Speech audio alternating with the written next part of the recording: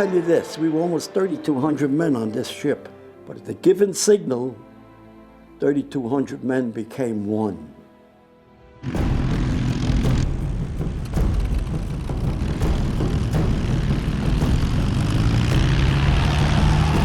There would be 50 or 60 Zeros sitting up over the target waiting for us with an altitude advantage.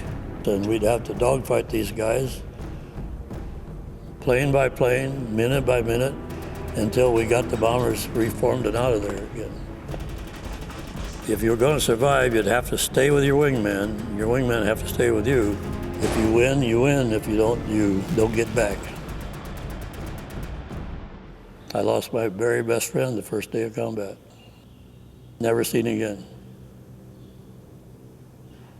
That's part of war. Not the easy part.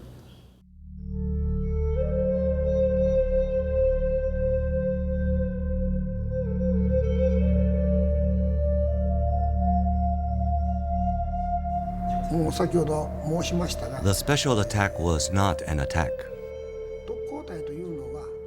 It was an act of defense.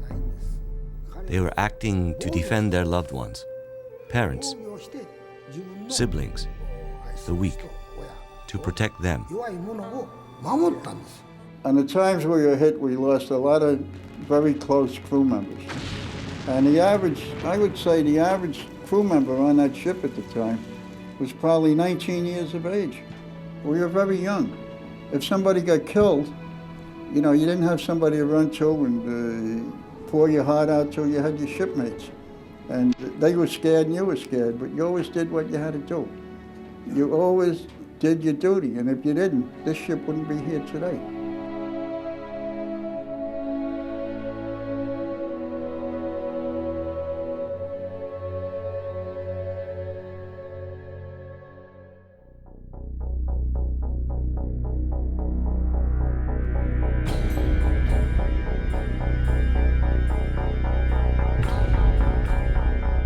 We were in the Cold War. We practiced the launching of conventional weapons, but we also practiced low-level simulated strikes into the Soviet Union with nuclear weapons. And the threat of the Soviet Union was real, and we felt that when we were deployed to the Mediterranean that we were in the front line of defense. We felt like we were out there making sure that the Russians wouldn't drop anything on the United States, because we were out there ready to retaliate if we had to. And it was a feeling of doing something important.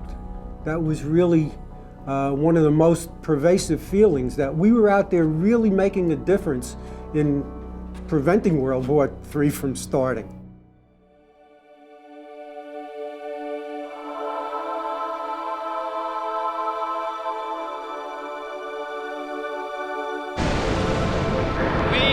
To go to the moon in this decade and do the other things, not because they are easy, but because they are hard.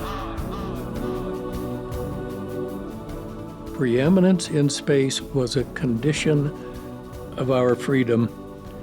The people on the other side of the Iron Curtain thought the same thing, and it was that competition which drove us more than even the curiosity that goes with pioneering. The first thought that I had when I got into orbit was not something involving pioneering. It was, hooray, we Americans have another man in orbit, and now we're tied with the Soviets. We were right at the height of the Cold War, and the communists had vowed that they were going to take over and conquer the world. We had the choice: either we were going to go to Vietnam and try and help South Vietnam, or we could stand by and do nothing and let the communists just do what they wanted and take over the world, which we weren't going to do. They were flying 18 hours a day. The poor guys that worked on the flight deck they would just fall out on a plane's wing for a half-hour cat nap between launches and then be back. And but then again, we always knew we had friends that were laying in the mud over there. Most of us had people that wanted to join the Marines or the Army or different places, so we were doing our job to maybe make their job a little easier. I think most of the American people realized that what we did there, we did in the best interests of the people we were trying to help. It just didn't work out, so I think there were lessons learned.